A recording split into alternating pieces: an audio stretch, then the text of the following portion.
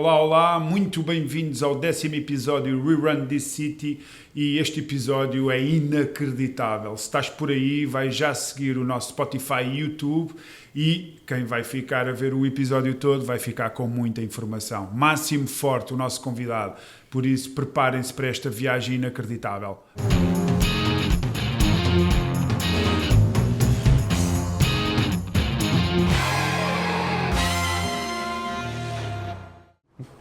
Mal. Vou apanhar um bocadinho de sol. Isso. Então, Máximo, quem é? Toda a gente quase conhece.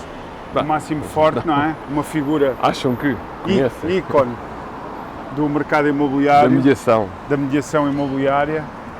Empresário, pai, Sim, marido, verdade. amigo, Também. aventureiro, autor, Autor. coach, palestrante. Verdade. Quantos anos já de mediação imobiliária? 30, mais de 30.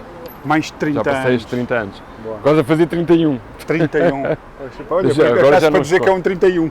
Agora são 31. Agora já não os conto. Agora, quando cheguei aos 30, sim, 30 anos de mercado, 30 anos nesta atividade É muito tempo. e diversas maneiras e formas, eu diria que é quase uma vida, não é? Agora a partir daqui já não conto mais, já não vale a pena. Não sei se um dia vai chegar mais do que isso, não faço ideia. Não é ainda tem muito para nos entregar a todos nós. Às vezes a vida dá muitas voltas e a gente já faz outras coisas, não sei. Claro. Não faço Olha, ideia. e hobbies, Máximo? Quais é que são os teus hobbies? Epá, nesta altura tenho muito poucos, porque ocupa-me muito, a mediação imobiliária ocupa-me muito. O tempo que eu dou aos meus hobbies é curto, mas claramente se eu tivesse que dar aqui uns hobbies, é estar com as pessoas que eu gosto. Se calhar esse é o maior hobby que eu tenho. E por isso, em momentos diferentes, como almoços, jantares, ir a jogos de futebol, o outro dia fui ao cinema ver um filme extraordinário. E portanto, tudo isso, para mim, são hobbies. Eu não tenho nenhum hobby que a gente diz, ei, agora vou-me dedicar não sei quantos % àquela coisa, não tenho. Digamos que o hobby é viver de forma descontraída, com aquilo que eu quero, com aquilo que me apetece. Desfrutar, e não é? principalmente com as pessoas que me apetece estar.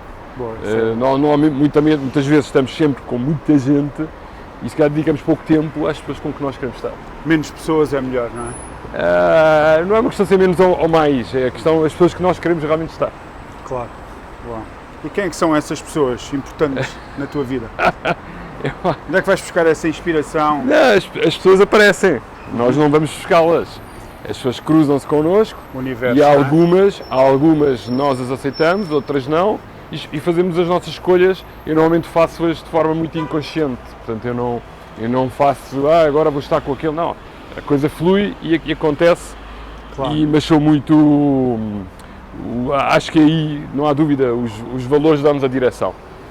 E os valores são aquilo que vai fazer com que determinadas pessoas estejam connosco e outras não, ou que inconscientemente escolhemos e outras não. Portanto, os valores Quais é que são os valores que te guiam, Máximo? O meu maior valor, e que tem sido cada vez mais, quem me conhece bem sabe, e que aparece muito à flor da pele, é a gratidão. Eu tenho uma relação com a gratidão muito forte. Recíproca, ou seja, não é Claro. não é só de um lado, é dos dois lados. Esse se calhar é o meu maior valor e sofro muito com a falta dela. E por isso também muitas pessoas são de facto escolhidas inconscientemente por esse valor que é de facto a gratidão. Na minha opinião, é o meu maior valor. Depois haverá outros. Olha, e onde é que vais buscar essa energia todos os dias? Onde é que eu vou buscar a energia todos os dias? Olha, nem eu sei. É que é tão inconsciente que não há aquela coisa de dizer, ei, agora vou buscar energia aqui e não sei o quê. Eu aprendi muito com o José Figueira, que na minha opinião é a melhor pessoa a nível de, enfim, coach, PNL, vocês quiserem, em que ele diz, deixa fluir. E o deixa fluir é muito importante. Há aqui muita gente que diz, não, é preciso fazer isto, é preciso fazer aquilo, não sei o quê, esquema. Deixa fluir. Se estás bem contigo mesmo, se tens os valores bem assentes, é uma questão de deixar fluir. E depois o corpo e a mente dão-te sinais para tu dizeres para, ou avança, ou vai buscar energia, ou não vai buscar energia. Portanto, essa é a minha visão como eu me giro em relação à questão da própria energia, que obviamente, agora muita gente a fazer dietas e não sei o quê, pá, a dieta é outra coisa, pá, eu como aquilo que me apetece e às vezes não me apetece, e portanto Vives não a como, vida. e muitas vezes é o corpo que me dita isso. Vives a vida, não é? Olha, falaste uma coisa muito importante, que é, há uma pessoa que te marcou, que é o José Figueira, pelo que eu percebi, em 31 anos, tu esperavas estar aqui hoje?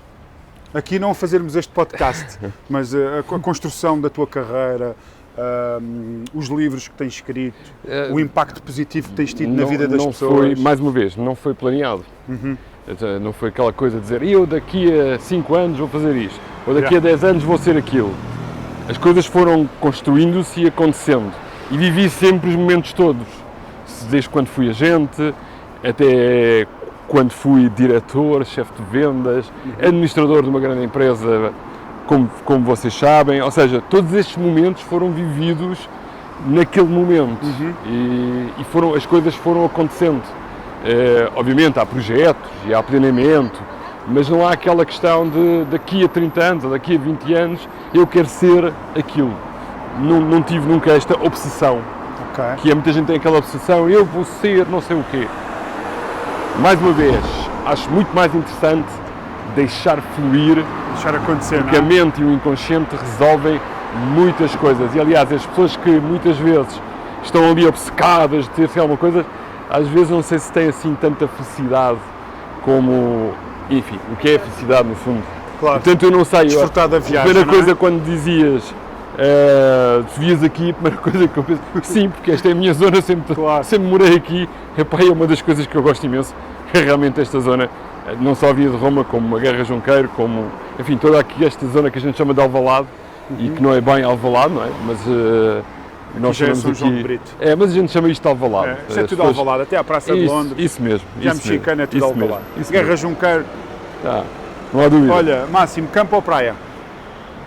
Campo ou praia? Epá, gosto muito da praia, mas a paz do campo é muito interessante e, portanto, eu diria as duas coisas.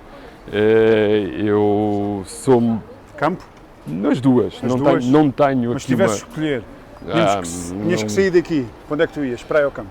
Se ia para a praia, para o campo, ia para um sítio de praia quando tivesse campo perto. Sem arranjar problema com a tua mulher e com os teus filhos. Ia para um sítio de praia com campo perto. Ok, é o equilíbrio entre os dois, não é? O que é que gostas de fazer em cada um deles? O que é que te apetece mais? Na questão da praia, na questão da praia o cheiro do mar, é o mar em si, não tanto a praia por si. O campo é a tranquilidade. O campo é a tranquilidade e o cheiro também. Eu sou muito de cheiros. E o cheiro da praia e o cheiro do campo são diferentes e o campo também é interessante. Ok. E o que é que gostas mais de fazer com a tua família? O que é que eu gosto mais de fazer com a minha família? Basicamente é estar de férias, portanto é passear, poder ter algumas conversas interessantes com eles. E obviamente a família, eu tenho 2 filhos e uma mulher, temos conversas diferentes. Uma das coisas que gosto muito é de conversar com a minha mulher, porque a minha mulher tem, enfim, conhecemos muito bem, portanto tem sempre conversas extremamente interessantes e que fazem evoluir. É melhor do que ler um livro, é melhor do que ver uma série.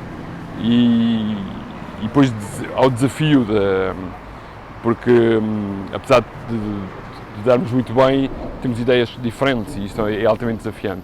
Com os meus filhos, é desfrutar, sei lá, ir ao jogo de futebol, ou ir para a praia, ou vê-los em atividades, principalmente atividades fora da internet. Sempre que eu posso, eu tiro-os da PlayStation, da internet, essa coisa toda, e faço-os viver a vida real. A vida real. Exato. A cores, não é? Mas diz-me uma coisa, mas também vais para esse mundo com eles? Ao mundo tecnológico? Raramente. Olha, com o meu filho Federico, de vez em quando jogamos 2 jogos para aí da PlayStation de futebol. Ok, vais então. Não, 2 jogos só. Não interessa, portanto, mas vais. normalmente um perco e o outro eu ganho, coisa do género, e acaba ali. Portanto, foi giro, mas não é aquilo que de facto interessa. Com o meu filho Francisco, cada vez mais a parte tecnológica sai, até porque ele tem uma atividade desportiva muito forte e que lhe ocupa muito tempo, e que lhe trouxe uma série de coisas, de valores que nós já tínhamos incutido, mas que foram desenvolvendo nessa atividade que ele tem, e por isso, em termos tecnológicos, praticamente não estamos lá. Nada. Ok, boa. Olha, diz uma coisa, Máximo, porquê a mediação imobiliária? Como é que aconteceu? Como é que vieste aqui A parar? mediação imobiliária acontece como muitos, de quase todas as pessoas, ou grande parte das pessoas que entram na mediação. Portanto, em determinada fase da vida, pessoa nova, sem curso superior, vai para o mercado de trabalho e o que é que faz? E isto não mudou muito. É engraçado que, se nós compararmos hoje com os anos 90, onde eu comecei, eu vejo muita gente hoje também na indecisão para a mediação. E, portanto, sem saber muito bem o que é. E, portanto, foi o que aconteceu a mim. Portanto, e no fundo, há uma frase do Gonçalo Nascimento Rodrigues muito engraçada, que eu também concordo, que é: nós não escolhemos o mercado imobiliário, é ele que nos escolhe a nós. E, portanto, ele é que nos experimenta, ele é que nos experimenta. E a gente vai para o mercado imobiliário ou para a mediação imobiliária sem perceber muito bem, e depois ele é que nos vai experimentando. E naquela altura ainda muito mais desafiante, porque não havia formações como há hoje, não havia pessoas a acompanhar como há hoje, não havia este conhecimento todo sobre a atividade como há hoje, não havia internet e, portanto, nem sequer tinha capacidade de encontrar informação fácil e rápida. Sem internet, e, portanto, a informação não fluía da mesma maneira. Qual é que era, no teu entendimento, os maiores desafios que tu encontraste naquela altura, em 1990, na área muito parecidos, mais uma vez. Nós naquela altura estávamos com a questão da escassez. Okay. Ou seja, havia poucos imóveis. Olha, aqui na Avenida de Roma, por exemplo, não tinhas imóveis nenhuns. E era difícil encontrá-los. Ainda por cima, sem internet, e, portanto, tinhas mesmo que ir para a rua, não tinhas outra hipótese. E esse, se calhar, era o maior desafio. E depois outro desafio que ainda continua, é incrível como é que nestes anos todos, que é o agente imobiliário, o mediador imobiliário não era bem visto. E na minha opinião, não era mesmo bem visto? Não, na altura e hoje não é bem visto. É que as pessoas continuam a achar que o agente imobiliário é bem visto. Não é bem visto. Está melhor. Não sei se está, Helder. Acho que não. Eu não sei se está.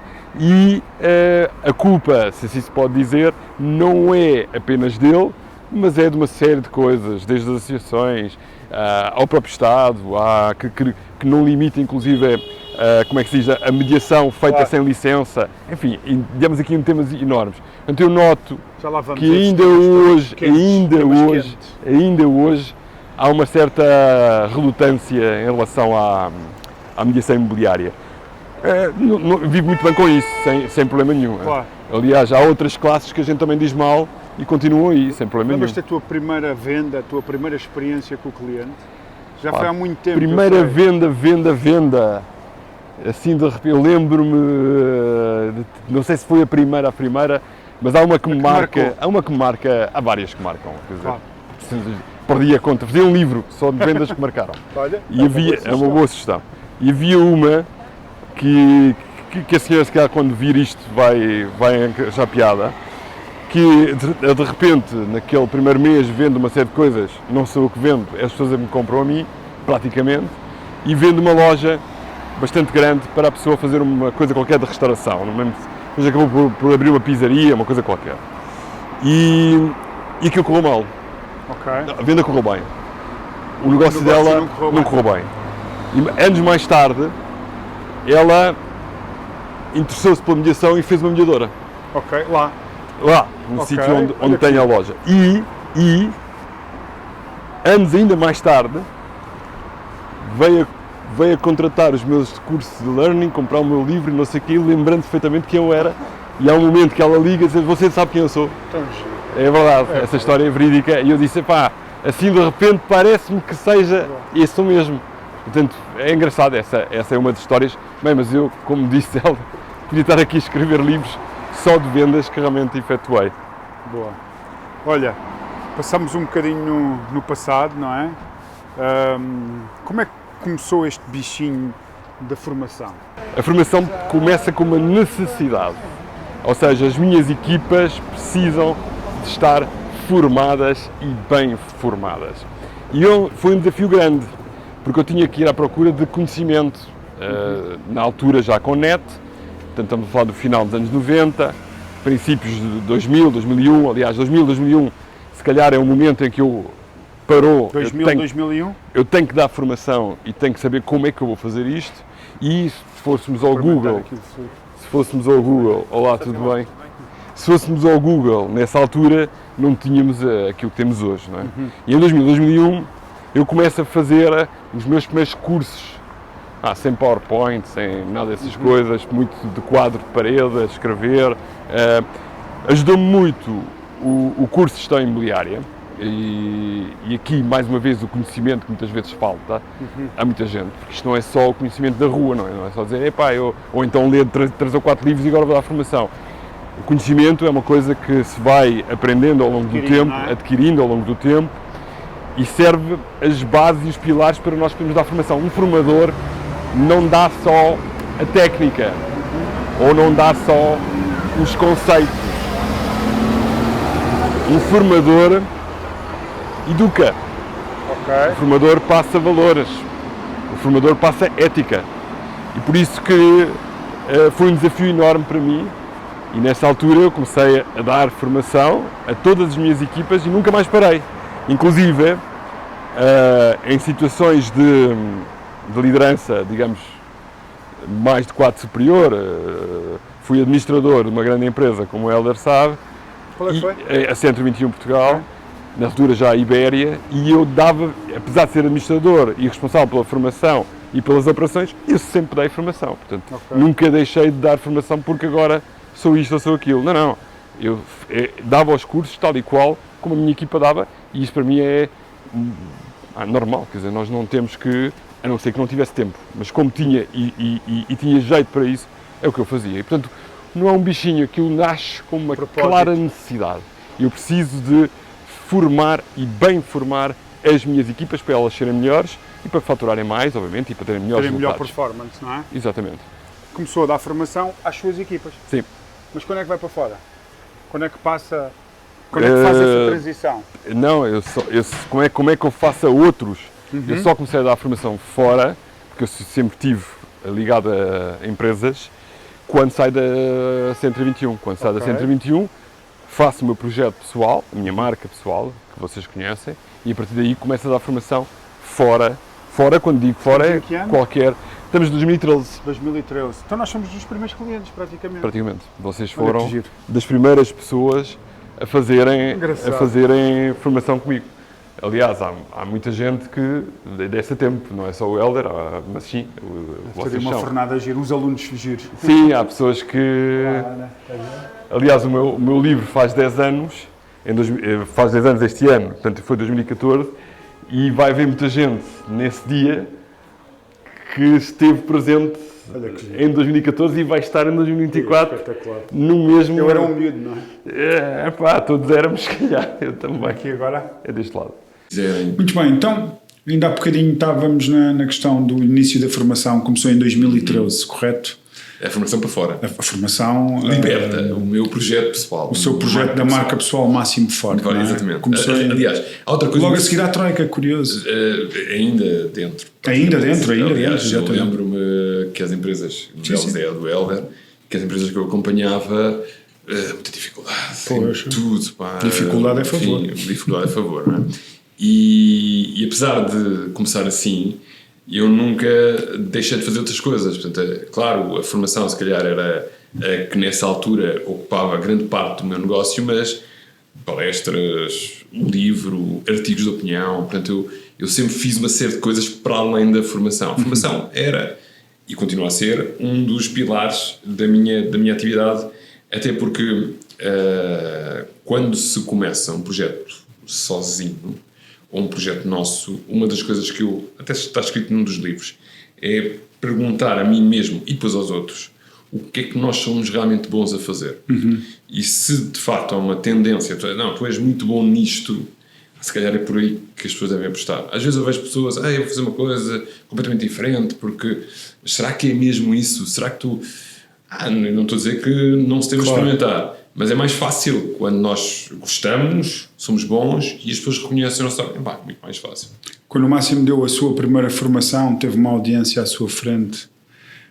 como é que se sentiu? Qual é que foi o sentimento? Primeira daquelas depois abertas ao público, sem ser as de casa. A história também é uma história engraçada, já que isto é só histórias. Em determinada altura há uma associação que eu acho que já não existe, que é uma associação de consultores imobiliários, atenção, consultoria, não agentes imobiliários, mas consultores, que está a dar os meus passos em 2013 e me contrata para fazer uma palestra. Não era uma formação, era uma palestra. E eu fico todo muito entusiasmado, porque era a primeira vez que realmente ia dar uma palestra. Era um grupo pequeno, efetivamente era. Fizeram publicidade nas redes sociais e eu estava todo contente. E até lembro-me perfeitamente do momento em que me preparei, tinha a palestra montada, saí de casa, pus a mochila e quando ia, normalmente eu sou muito pontual e chego antes, o tipo liga-me a dizer, olha, não há quórum, isto foi cancelado. Ou seja, eu acho que é importante as pessoas perceberem que as coisas não é chegar a ver e vencer. A gente acha tudo que este fulano é o maior, não, as coisas começam sempre numa situação do zero, não é? E quando começas do zero, claro, não chegas, prospectas angarias e vendes. Quer dizer, chegas, fazes trabalho, às vezes dá certo, às vezes não dá. E foi tipo um agridoce, porque por um lado estava entusiasmado e contente e feliz. Aliás, depois aquela palestra deu-me jeito para outras, porque fiz o trabalho de casa todo. Mas de facto depois foi, bolas, depois voltei para casa, tipo, afinal isto não é assim tão fácil. Não é assim, depois as outras, sei lá, tive tantas a ideia de uma boa formação não deve ter mais de 15 a 20 pessoas. E isto, para chamar-nos formação. E, portanto, a partir daqui o Heller percebe que há uma série de formações que não deviam ser chamadas de formação. Exatamente. Devia ser chamada informação ou palestra. Workshop. Mas toda a gente acha que consegue pôr lá 30 ou 40 ou 50 pessoas e depois algumas pessoas até se queixam, não ouvi bem ou aquilo. Impossível, um formador não consegue ter a capacidade. Chegar a todos, não é? Ou por outra, aquilo não se chama formação. Pode ser um workshop, pode ser uma palestra. Formação quer dizer transmitir conhecimento e transformar a pessoa quando ela depois está no terreno. E depois há outra coisa muito importante que é o pós-formação. Portanto, formação bem dada e à séria demora tempo para ser transformadora. Aliás, infelizmente, tal como os agentes imobiliários, hoje em dia os formadores também não têm licença, portanto, qualquer pessoa é formadora. O CAP, há quem o tem, muitas vezes, o CAP, que é aquela licença da certificação da aptidão profissional, há quem o tenha, há quem não tenha, há quem nunca o fez. E parece que não, mas isto tudo deturpa muito a questão da formação. Hoje em dia toda a gente dá formação e toda a gente acha que sabe dar formação. Dar formação é transmitir conhecimento e fazer com que haja transformação. Não é uma coisa que se faça assim. Tem que ser bem treinada, bem pensada, bem estruturada. Máximo, pega nisso que é muito importante, que é aquilo que se entrega às pessoas, não é? E é uma coisa que eu tenho acompanhado, o percurso do Máximo, pelo que eu percebi, fomos dos primeiros clientes. Aliás, no livro Guerreiro da Paz, quando eu falo, a única parte que falo do imobiliário, falo mesmo nessa, o nome fictício é o do Máximo. Eu percebi. E eu sinto, são muitas horas a trabalhar consigo, a aprender, a evoluir, e vejo que tem sempre uma grande capacidade de se reinventar. Onde é que vai buscar essa sua mentalidade de reinvenção e de procurar sempre entregar algo útil para os outros? Há uma coisa que eu sempre gostei e continuo a gostar, independentemente do sentido crítico que eu tenho em função das coisas que observo, é as tendências. Eu acho sempre muita piada às tendências, e a tendência não é uma coisa esporádica. Uma tendência é uma coisa que quer dizer que há muitas pessoas a fazerem aquilo ou acreditarem naquilo, e aquilo vira, como dizem os brasileiros, vira uma tendência. E, portanto, uma das coisas que eu faço, além de ler, vou à procura da informação e do que, supostamente, nos mercados mais evoluídos se está a fazer. Sim, recentemente foi ao Women, nos Estados Unidos. Eu vou todos os anos e cada vez que lá vou, no fundo, é onde me reinvento, se quiser, ou onde vou buscar não só inspiração, mas principalmente também informação. E atenção, quando nós vamos a um evento desse género, não só vamos ter a informação do nosso lado, como toda a observação que nós temos em função dos palestrantes, a forma como fazem, a maneira, o estilo, isso tudo digamos que é sumo que eu bebo. E depois tenho uma particularidade que é partilho. E, portanto, eu agarro E se calhar o Helder percebe, vê isto, está nos meus grupos e não sei o quê, mesmo on time, se há uma frase interessante, não sei o quê, partilho logo. Quer dizer, hoje não há segredos, quer dizer, hoje em dia há que partilhar e dizer às pessoas, atenção, está a acontecer isto. Depois faço artigos sobre esse assunto e muitas vezes faço, não diria formação, mas workshops ou palestras a dizer as tendências. O mercado está evoluindo, vai sempre evoluir, e há tendências que valem a pena, há tendências que valem a pena e há outras que se calhar é preciso abandonar. E portanto é isto. Onde é que eu me reinvento? É observando, é viajando. A viagem é muito importante. Viajar faz muito sentido. Acho que as pessoas não deveriam apenas pensar a viagem como um lazer e férias, deviam pensar a viagem como ir à procura... Trocar a alma, não é? Renovar a alma. Ir à procura da informação, das experiências, do que é que se faz lá fora. Acho que isto é o valor maior. Eu costumo dizer que no meu business plan o que eu gasto mais no meu negócio é realmente a formação e a informação e as viagens que faço. Não é? Para mim é o maior investimento. Sempre foi. Bom. Máximo, vai fazer 10 anos, não é? O livro vai fazer 10 anos. Começou a dar formação para fora em 2013. Estamos em 2024. O livro saiu, o primeiro livro, o Angariado, em 2014. 2014. Por isso 2014, 2024 são 10 anos neste percurso maravilhoso. Eu diria... eu sei que é uma pessoa humilde quando ouve elogios, porque nota-se no brilho do seu olho a sua autenticidade, mas é uma autoridade na nossa indústria, pelo menos com todos os players com grande autoridade também no mercado. Autoridade, diga-se referência, diga-se com conhecimento, com expertise. Uma autoridade não é nada mais do que isso, e as pessoas que eu conheço com grande humildade, o Máximo está lá, eu diria no top 5. O que é que sente quando contribui de forma positiva, não é, para o crescimento de alguém que vê crescer? Qual é o seu sentimento? Você vê, começa a dar formação, olha para a plateia, há um indivíduo ou uma indivídua que se destaca, que quer aprender, que começa a contactá-lo, começa a procurá-lo. Qual é o seu sentimento? É uma emoção muito grande. Mais do que isso que fala... é ver as carreiras das pessoas, e se calhar não é das pessoas mais recentes, com 4 ou 5 anos, mas aquelas ainda que eu tive a oportunidade de formação e gerir, que hoje em dia ocupam lugares de destaque no mercado imobiliário, não é só na mediação. E portanto eu tenho muita gente que vejo por aí, às vezes encontro, outras vezes cruzo com elas nas redes sociais, que são hoje, ocupam cargos de destaque no mercado imobiliário nacional. E essas pessoas foram, não vou dizer nomes, mas algumas delas, a primeira formação que tiveram foi comigo. Os primeiros 3 ou 4 anos de experiência no mercado imobiliário foi comigo. E portanto, isso é um orgulho enorme, e ter tido a capacidade de inspirar, além do conhecimento, de inspirar as pessoas à sua carreira, porque se eu for analisar bem as pessoas, elas não vinham com a paixão do imobiliário, elas não vinham sequer a pensar, vinham experimentar, como eu disse há pouco no nosso passeio, e eu fui o elo de ligação.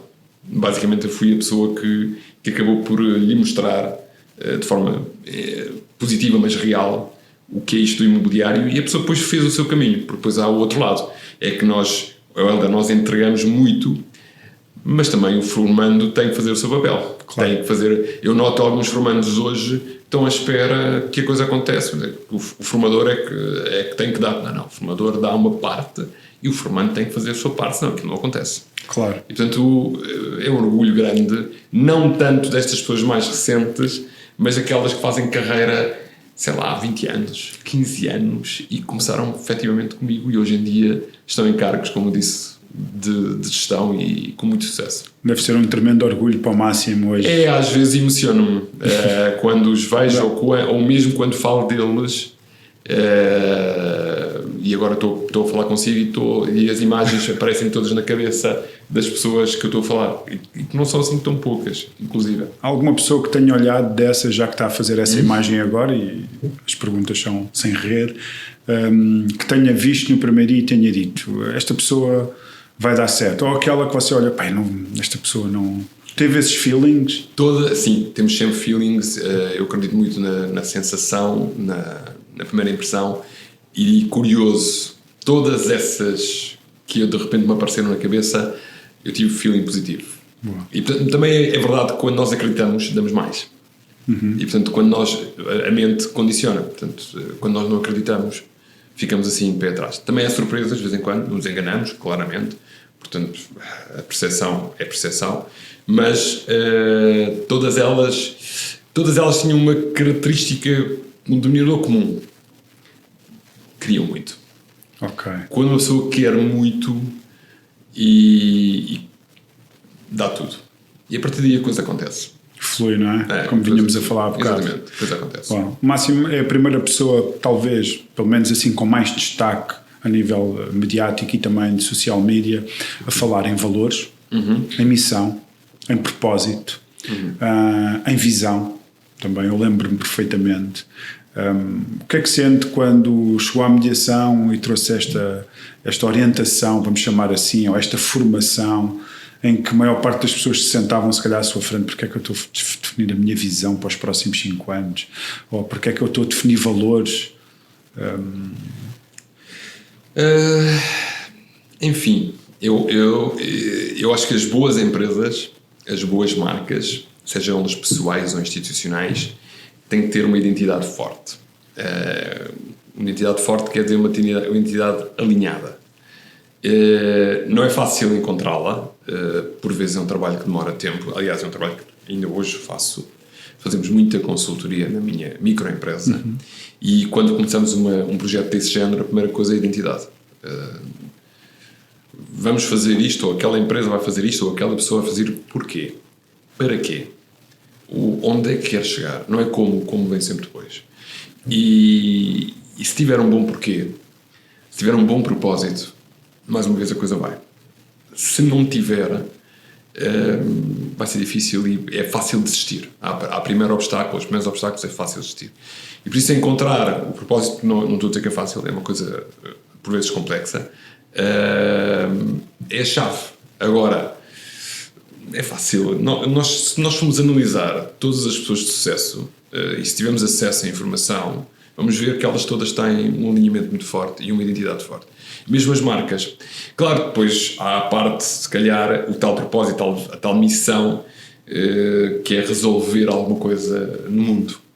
Dar alguma coisa que as pessoas hoje precisam. Às vezes são coisas muito simples, não precisam de ser coisas complexas ou complicadas. E a partir daí, quando se descobre uma coisa que faz sentido e que para a sociedade, se calhar temos um negócio, como se costuma dizer.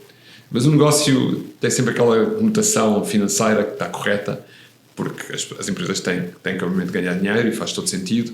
Agora tem que haver um propósito, caso contrário aquilo vai se perder e vai acabar. Boa. O Máximo é a primeira pessoa que eu conheço na mediação imobiliária em Portugal nos últimos 15, 16 anos, pelo menos que eu conheço e acompanho mais de perto nos últimos 10, 12 anos, provavelmente, a falar de ética. Mas além de falar, pratica. Verdade. Porque há muita gente que fala e infelizmente quando as câmaras estão desligadas e quando estão no offline ou quando existe questões económico-financeiras falando, não é? A ética desaparece muito rapidamente da visão dessas pessoas, mas depois é bonito falar delas nas redes sociais e em palestras, em workshops e para as equipas e tudo mais, mas o Máximo de facto ao longo destes anos, pelo menos em toda a relação comercial que temos, aplica de facto a ética. Nunca ouvi falar mal de um profissional da área, nunca ouvi criticar uma marca, um colega, sempre foi uma pessoa que não falou de ética, mas sim praticou a ética, pelo menos em todo o contacto que eu tive a honra de presenciar, digamos assim. O que é que significa esta palavra para si? Vamos lá ver. Aqui uma pequena... Ser ético não quer dizer criticar ou não. Eu critico e faço crítica às vezes de forma consciente, ou seja, de forma consciente, construtiva, às vezes construtiva, outras vezes não, mas muitas vezes porque sou questionado sobre, e às vezes porque acho tem opinião própria, tal como o Helder, e acha que sim ou acha que não. Mas a crítica tem sempre o lado de construção e o lado... É imprescindível. Quando se fala em ética, é mais ligada a um comportamento, é mais ligada a alguma coisa que não é correto fazer em relação ao outro. E aí, embora há muita pessoa que questiona aquilo que eu vou dizer agora, a ética é subjetiva, porque, por exemplo, nós podemos estar num determinado país que tem determinadas regras que definam como conduta ou ética, e eu posso não concordar com elas. E se não concordar com elas, eu não vou mudá-las. Portanto, eu não vou chegar lá e dizer agora não é. Há países onde o Helder pode estar casado com mais do que uma mulher. E, portanto, aqui, outros países não. E qual é o certo e o errado? Não há certo e errado. Aqui há, eventualmente, a cultura e há a questão: mas se depois você trair é pouco ético, ou é incorreto, ou é um comportamento que não deve ser feito. Pois depende da questão cultural, da questão... Claro. E, portanto, a primeira fase numa atividade, obviamente há muita coisa que é similar em muitas atividades, é definir um código ético, como a NAR o faz. A Associação Norte-Americana de Mediação Imobiliária, que já não lembro agora vocês nascem em 6 ou em 8? 1906. 1906. Claro. A NAR nasce em 1908, portanto, 2 anos depois. E uma das coisas que a NAR fez desde o início foi o código de ética. A gente precisa fazer com que a classe fale a mesma linguagem ou por outra, o mesmo comportamento, obviamente com formas diferentes. E por isso a ética é um ponto fundamental. É uma das coisas que falha muito na mediação. A gente falou em formação há pouco. Falta-nos aqui, e muitas vezes fala-se das licenças, e seja eles para brokers ou para gestores, como para agentes imobiliários, e nos outros países os primeiros cursos que se faz para tirar uma licença é um curso de ética. E o curso de ética e da legislação em si, ou seja, o que é que eu realmente devo fazer para ser respeitado e respeitar os outros. E isto é ética. Agora, criticar, não há problema nenhum em criticar. Depois você pode dizer, mas ele não critica à frente, então não é pouco ético. Pronto, pode ser, ou não. A crítica faz parte da evolução, como disse há pouco. Se eu achar que o Helder não esteve bem numa determinada situação, se eu for seu amigo, eu vou ter para decidir, olha, Helder, verifiquei isto, observei, acho que o Helder não esteve tão bem, e o Helder não me deve levar a mal. O feedback à crítica não é de quem o dá, é de quem o recebe. Portanto, eu recebo o seu feedback, ou você recebe o meu feedback, e depois o Helder é que vai dizer, é que vai pensar, está certo ou faz sentido para mim, ou não. Muito bem. Máximo, e já que falou na NAR, falou na ética, encaminhamos para um tema um bocadinho mais quente, profissionalização do setor imobiliário. Quais é que são esses pensamentos que estão aí? Do setor imobiliário ou da mediação imobiliária? Nós estamos sempre com esta confusão, que é uma coisa é o setor imobiliário, outra coisa é a mediação imobiliária, até porque há muito mais para além da mediação imobiliária no imobiliário. A profissionalização, eu ia perguntar-lhe, vou ver a pergunta, isso é o quê, basicamente? O que é ser profissional na mediação imobiliária? Licença, porque padrões. Pois, eu posso ser profissional e não ter licença. Exatamente, ou seja, obter uma licença. Portanto, e ter padrões éticos para exercer a mesma, qualificados. Eu acho que faz todo sentido. Abandonou-se há alguns anos, em 2000, já não lembro quando é que foi, quando é que caiu, foi em 11 ou em...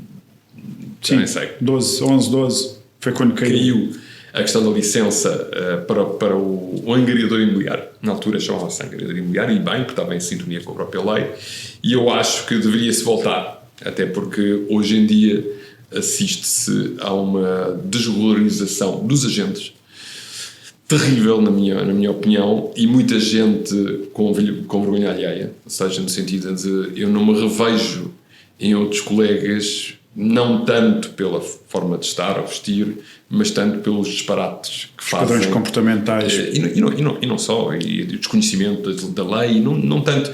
Eu costumo dizer que a prospecção, a angariação e a venda, cada um faz como acha que deve fazer. na prospecção, há quem faça online, há quem faça porta a porta, whatever, cada um, se aquilo funciona está ótimo. A angriação, ao aberto, ao exclusivo, cada um, se está dentro da lei está ótimo, e a venda igual. Agora, tem que estar dentro de um comportamento ético e legal, e portanto o que falta mais é essa parte, e realmente não se fala muito disto, não é sexy, mas há imensos processos em tribunal contra a mediação imobiliária e contra, só pode, aliás, se a gente pensar no número de agentes, que nem sabemos quantos agentes é que existem em Portugal, se são 50 mil, ou 45, ou 60, portanto cada um depois faz as suas contas, não me digam que todos se portam lindamente e que não há problema nenhum. Não, há imensos problemas, imensa informação mal dada, imensos clientes que de facto depois são prejudicados e aqui, evidentemente, o Hélder vai dizer, então, mas quem são os responsáveis? Bem, numa primeira instância, as próprias empresas, como a do Hélder e outras... O primeiro responsável somos nós. Que é a primeira responsabilidade. Quem tem a licença. Se eu vou contratar alguém... Exatamente. E se essa pessoa vai representar-me a mim perante um cliente... E a área, não só a mim, mas também a área, não é? Eu tenho que ter cuidado de quem recruta e como acompanho. Essa é a primeira. Depois, obviamente, as associações. As associações têm aqui um papel fundamental. O próprio INPIC e o próprio Estado, que não regulamenta. Portanto, digamos, por ordem de responsabilidade... infelizmente não temos, e diria que mesmo assim as marcas e as empresas como o Hélder ou outras, e eu acredito que o Hélder faça isso, tem muito cuidado até porque é o seu negócio e a sua marca, portanto amanhã se alguma coisa acontecer o Hélder vai ser posto em causa, portanto elas fazem dentro do possível aquilo que têm que fazer. Depois o resto, enfim, é o que é.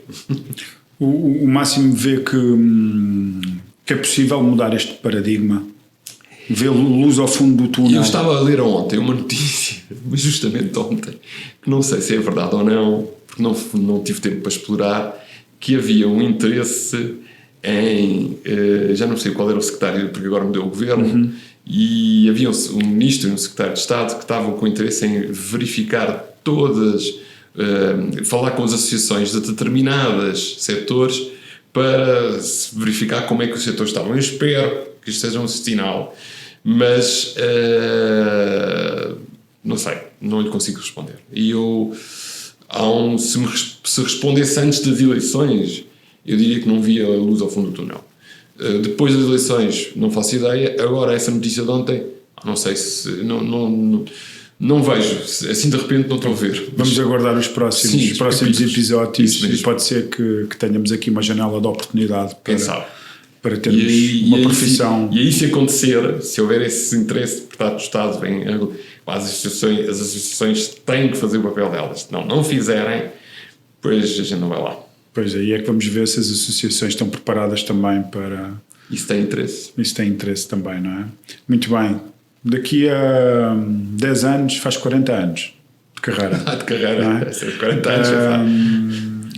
O que é que acha que vai estar a fazer nessa altura? Não faço ideia. 40 anos, portanto, daqui a 10 anos tenho 63 e, portanto, eu tenho alguns planos para slow down, portanto, para acalmar, digamos assim. E era o que me apetecia fazer. Era fazer cada vez mais aquilo que eu gosto e aquilo que eu quero. Aliás, tenho conseguido.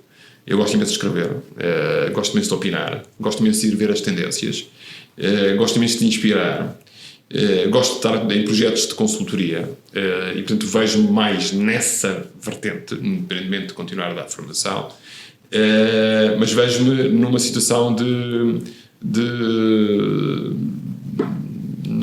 eu não interpreto isto como preguiça, mas vontade de estar mais liberto e mais livre.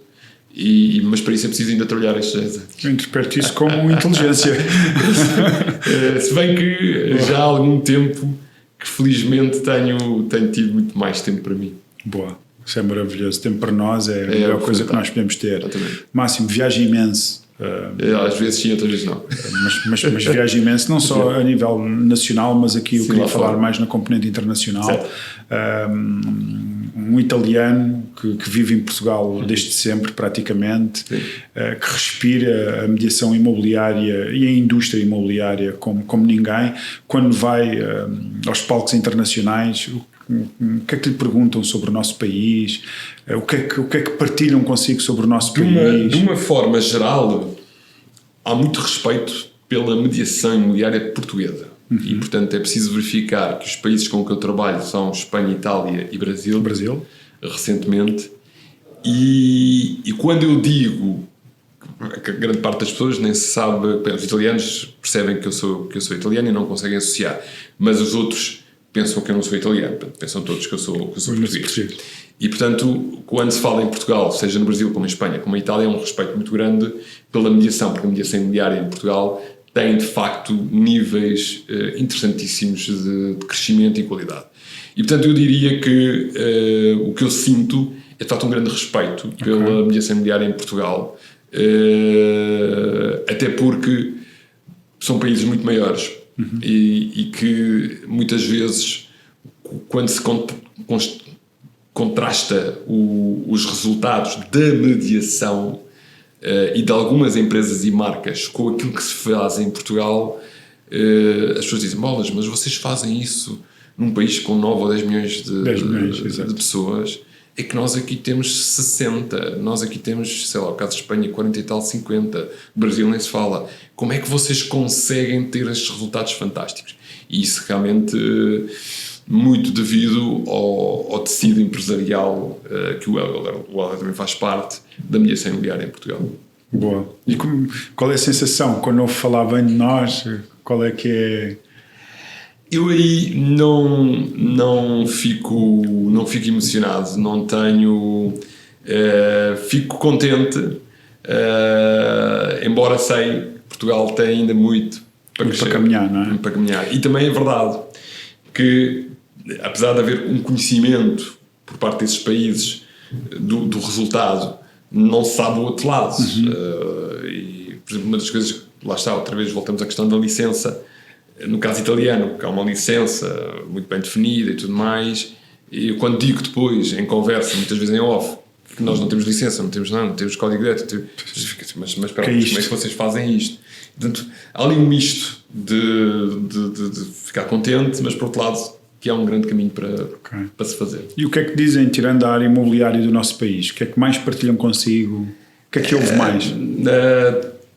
Depende de sítio para sítio. Obviamente os brasileiros gostam muito porque é a Europa, portanto eu ser europeu, entrar em Portugal, o país, enfim, tem muita vontade de conhecer Lisboa, e o Porto também tem uma conotação muito grande, cada vez mais o Porto.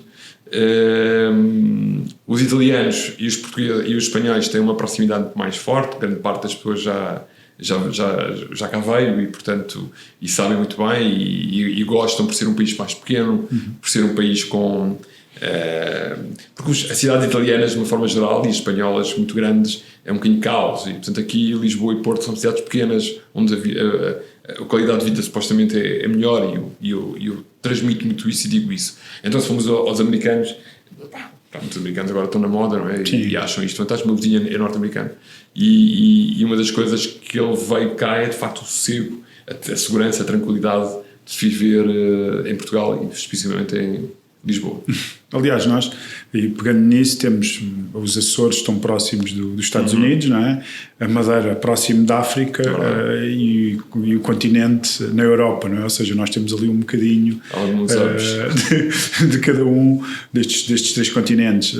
Aqui a questão que eu lhe colocava é como é que sente também, ou o que é que tem durante este primeiro trimestre, mais para os nossos amigos e colegas e parceiros que nos estão a seguir o nosso podcast, como é que estão também estes países neste momento a reagir ao mercado imobiliário, nomeadamente o Brasil? Como é que está o Brasil neste momento? Como é que está a Espanha? Como é que está a Itália? O Brasil são duas Europas. Falar de Brasil é impossível falar em... O Brasil está... Quer dizer, se Itália e Espanha já são o que é, para falar de Brasil é impossível, nem me atrevo.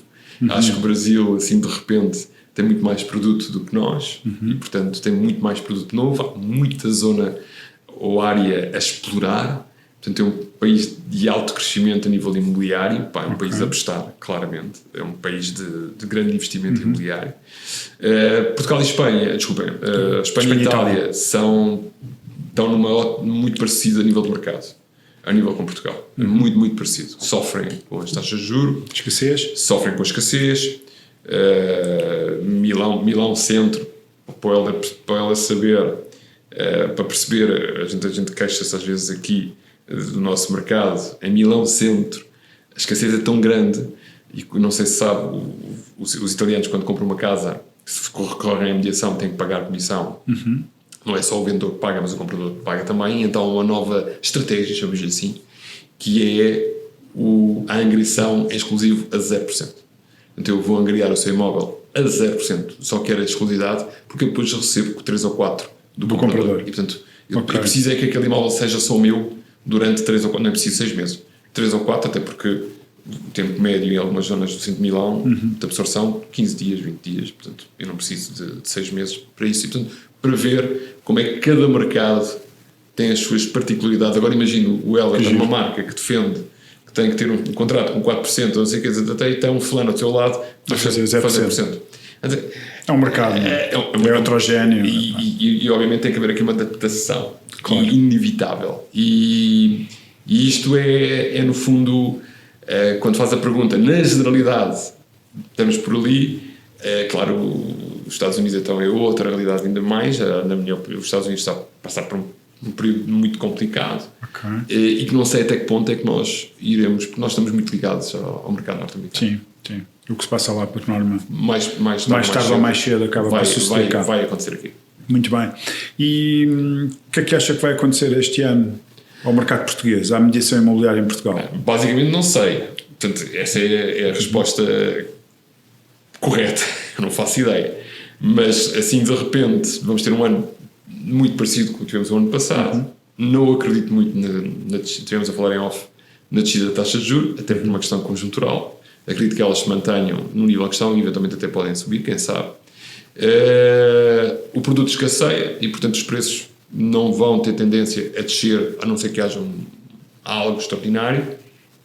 Algum acerto no asking price, eventualmente sim, até porque algumas zonas onde o comprador tem mais dificuldade em lá chegar são zonas de stress, portanto, é que não vão, se calhar aí sim o preço poderá ser reajustado do que em outras. Nos outros sítios, não vejo aqui uma grande mudança. Boa. E conselhos para os consultores? Sim, 3 conselhos que podemos dar. No outro dia perguntaram-me isso no Brasil e eu vou-me repetir. Ainda ontem falava com um almoço com um broker aqui bem perto. Na mediação imobiliária, a primeira coisa que tem que pensar bem é o mindset. O mindset, ou seja, quem entra para a mediação em Portugal, Espanha, Itália, Brasil, Estados Unidos, whatever, tem que pensar que é um empresário. Portanto, não pode pensar com cabeça de empregado, senão não vale a pena. Esse é o primeiro grande conselho. Entra para a mediação, começa a mudar o mindset. Vais ser um empresário, um microempresário, microempreendedor, como queiras, mas tem que mudar esse mindset. Depois, encontrar um método, um sistema, uma forma de fazer e estruturar a tua forma de atuar nessa forma, que às vezes pode demorar tempo. Obviamente, se eu for para uma marca, é mais fácil, porque a marca vai-me dizer: não inventem, a roda está inventada há muitos anos, não faz sentido agora vou fazer uma coisa totalmente diferente, porque agora estou o gênio da lâmpada. A inovação faz parte. Acrescentar valor, não é? A inovação faz parte, mas a inovação custa tempo e dinheiro. Pois. E pode correr menos bem. E, portanto, vão pelo seguro. Obviamente, não estou a dizer que vão fazer as coisas. Não, encontrem um método e afinem o método à vossa medida. E depois, última, trabalhem muito.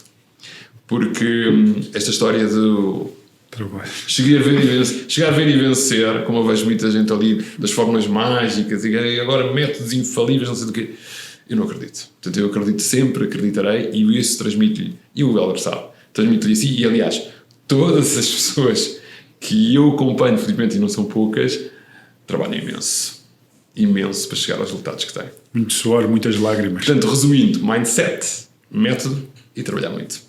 Ok, boa. Acho que terminámos em beleza máxima. Foi um tremendo gosto e um tremendo orgulho ter no nosso 10º episódio não sei o que era o 10º, não sei o que era o 10º. City. É tudo 10º. É tudo 10º. Continua a inspirar, a motivar, a acrescentar valor. Acho que já lhe disse isso várias vezes a ti e a alguns colegas também que têm essa oportunidade de o fazer e que falamos sobre ti em off, digamos assim. É uma marca bestial, ok? É como eu posso descrevê-la, e continua a fazer o trabalho maravilhoso que estás a fazer, porque a mediação imobiliária tem o dever de ter alguma gratidão, pelo menos alguma, já não vou dizer muita, pelo aquilo que acrescentas a todos nós, não só como profissionais, mas também como inovadores, como empreendedores. Acabas por nos inspirar, pelo menos eu falo a mim, eu sou muito produto de escola Máximo Forte durante muitos anos. Muitos dos insights, muito daquele conhecimento técnico e prático, digamos assim, aprendi contigo, e foi uma viagem maravilhosa, pelo menos para mim, e ainda hoje continuo a aprender pelos teus artigos, pelos teus livros, pelas tuas palestras, e não me canso de recomendar o teu trabalho, porque de facto é maravilhoso. E obrigado por estares aqui e por partilhares connosco um bocadinho da tua história pessoal e também de algumas guidelines. Obrigado. Eu que agradeço. Obrigado. E acabamos de chegar ao fim do We Run This City, o 10º episódio com o Máximo Forte. Foi um caminho, diria eu, um passeio sobre a mediação imobiliária. Fomos até Espanha, fomos também até Itália, passámos pelo Brasil e caminhámos pela Avenida de Roma em Lisboa, em Portugal. Por isso fiquem a saber tudo aquilo que nós fizemos, foi para vocês. Sigam-nos no Spotify e no YouTube. Até já!